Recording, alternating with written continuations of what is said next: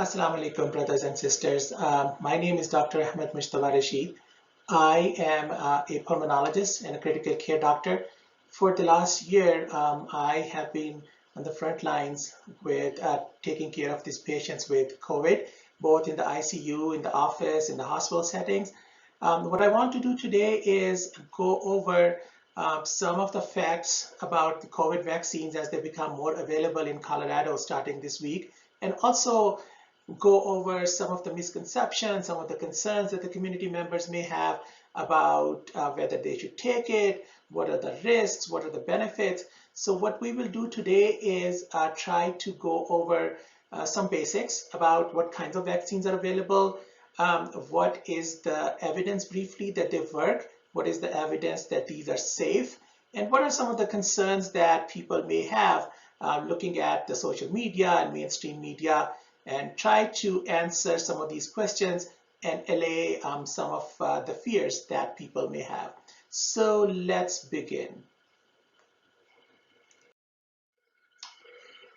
Firstly, what types of vaccines are available? Since the pandemic has started to ravage the world, several companies have come forward and submitted their applications for getting the vaccines to be used to stop the spread of this deadly disease.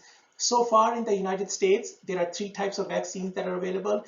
These are made by Pfizer, Moderna, and Johnson & Johnson.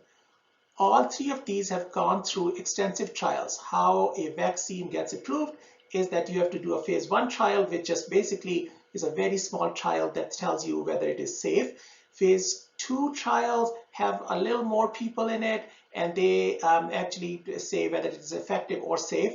And then the phase 3 trials are the large trials that these companies need to do, including thousands of patients, after which they determine whether general population can use it. So all 3 of these vaccines that have been approved, they've been given the emergency use authorization by FDA, have gone through an extensive trial process in the last 8 to 9 months.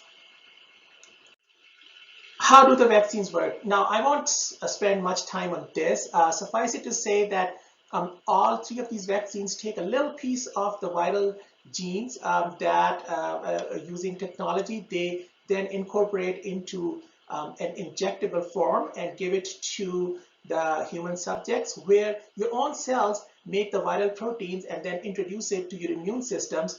The immune system then recognizes these foreign protein and kind of gets primed to destroy these proteins once the real virus shows up. This is a process that has been refined in the last 10 to 20 years extensively. Extensive research has gone into this, and these are not the first vaccines that have been made this way. Actually, a couple of years ago, an Ebola vaccine came into forefront, which used the exact same technology. So now we know, or kind of know, how do these vaccines work. Let us go to see whether they do work. All right, so these are the summaries of the large trials that these companies had to do in order to win the approval of FDA. For the Pfizer vaccine, they had 43,000 people in the trial. They gave 21,000 the vaccine, the 21,000 got placebo. Compared after about 3.5 months, only 8 people in the vaccine group had COVID and 162 people in the placebo group got COVID. Going on to Moderna, 30,000 people enrolled, 15,000 got the vaccine, 15,000 got the placebo. Very well matched groups, meaning that the characteristics of these groups were equal. They were pretty similar. They followed these people for over 2 months, and they saw that 11 people in the vaccine group had COVID compared with 185 people in the placebo group. Going to Johnson & Johnson. 21,000 got the vaccine, 21,000 got placebo. This trial was conducted in 3 different countries. So this was in the United States, this was in South Africa, this was in South America. So this is a much larger, much diverse population. So as you can see, 66 out of the 19,000 in the vaccine group and 193,000 people in the placebo group tested positive. So it is a good indication that these vaccines provide immunity, at least in those 3 months that were followed. And now we have data for the Pfizer and Moderna vaccines going up to 4 to 6 months, and it looks like the immunity lasts for now. So now let us go to the next question, which is whether these are safe. In all of the three trials, one of the basic things that the trials need to do is to demonstrate safety. So they had extensive data on people reporting their own symptoms, and then they were tracking these patients, making sure they do not have serious side effects. Mostly, the side effects that people reported were fatigue, the arm soreness, a little bit of low-grade fever, maybe some chills. Mostly go away in a day while taking some Tylenol or ibuprofen. And if that is not enough, so far about 100 million doses of this vaccine have been given in the US by the time I'm making this video. Honestly, you can go back on the CDC websites, you can go to the mainstream media websites, you can go on any of the other safety websites. No credible reports of life-threatening or serious side effects have been reported or cited. You'd see, you kind of like have these sporadic reports of like, oh, this guy got the vaccine and he died 3 days later, or this woman like passed out after getting the vaccine. Please know that when you give this medicine or any medicine to 100 million people, you will have some, adverse reactions or adverse outcomes which are totally not related to these vaccines. Like, the woman who passed out may have had a disease condition to begin with, which make her more susceptible to passing out. The man who died, 2 days later was going to have a heart attack because he had his coronary arteries were clogged already. So, no credible reports of life-threatening or serious side effects that can be tracked to these specific vaccines have so far been reported. There's a caveat: people who have severe allergies, people who get like, hives or their airways shut down, they need to be careful. They need to talk to their doctor before getting any of the vaccines, and indeed any medications, any new medications. Now let us go to some common concerns that have been expressed. What are some of the people who should not get these vaccines? So generally, people over 18 years of age or 17 in terms of the case of the Pfizer vaccine can get it. It is safe for them. There are some categories of people where you need to do more research, where you need to go to your doctor and talk, get more information, especially people who have weak immune systems. If you have a history of cancer, if you're getting chemotherapy, if you have a history of an immune disease for which you're taking immunosuppressant medications like steroids, then you need to talk to your doctor before getting these vaccines. Pregnant women. Now, the American College of Obstetricians has said that it is safe for the pregnant women to take it, and also for the breastfeeding mothers. Please note that in all these trials that I cited, they did not have pregnant patients or people who were breastfeeding. So, be careful about that. Talk to your doctor before you decide to do that.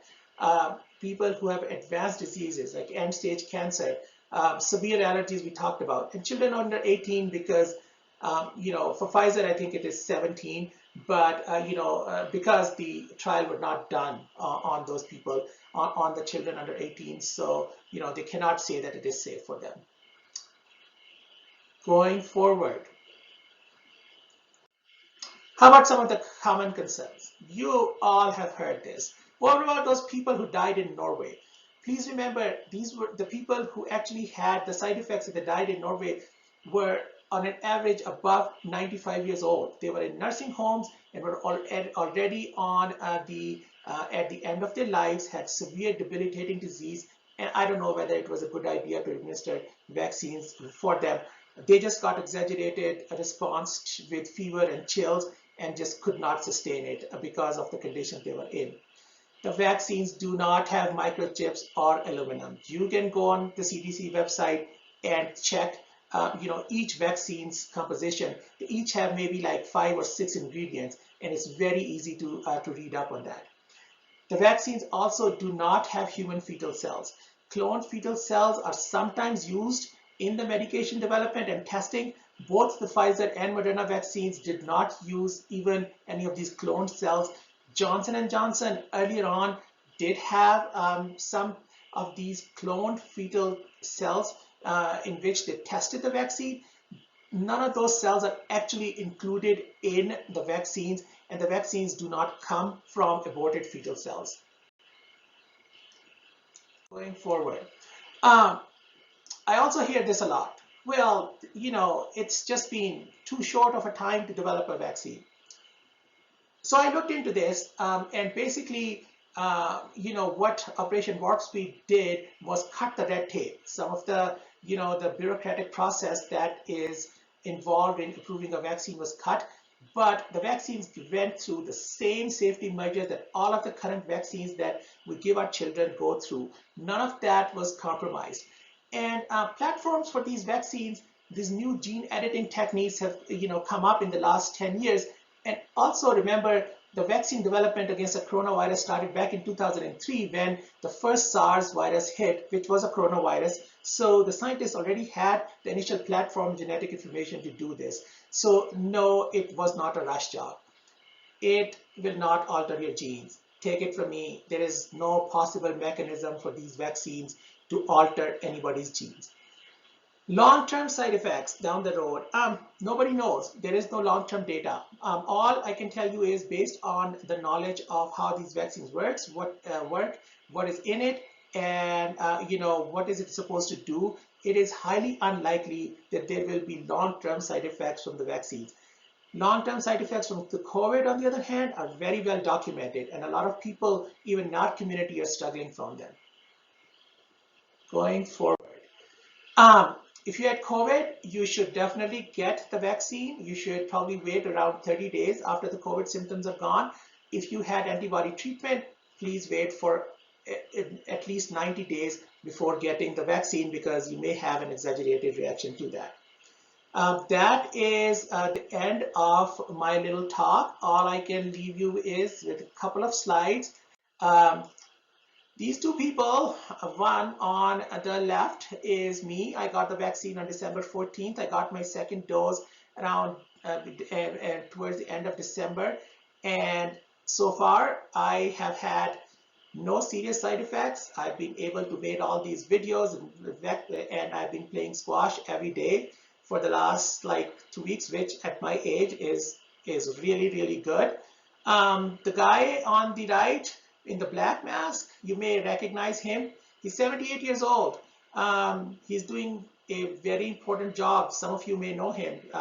He is the President of the United States, and he really has not had any side effects that we know of. Lastly, today I want to leave you with a hadith. Anas ibn Malik reported that a man asked the Prophet of Allah sallallahu alaihi wasallam, saying, "O Messenger of Allah, should I tie my camel and trust in Allah, or should I leave her untied and trust in Allah?"